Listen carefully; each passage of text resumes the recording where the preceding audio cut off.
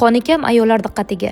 Endi shifokorga borishga hojat yo'q. Chunki chechevitsadan super kotlet tayyorlaymiz. Kotletimiz uchun 1 stakan chechevitsani uvitib qo'yishdan boshlaymiz. Bir dona sabzi va piyozni tozalab, maydalab olamiz.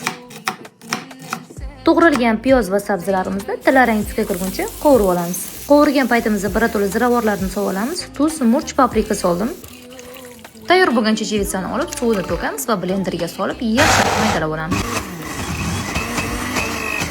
Mana shunaqa quyuq massa bo'ladi. Ustiga ko'katlar, sarimsoq piyozi va boya qovurib olgan massamizni qo'shib olamiz.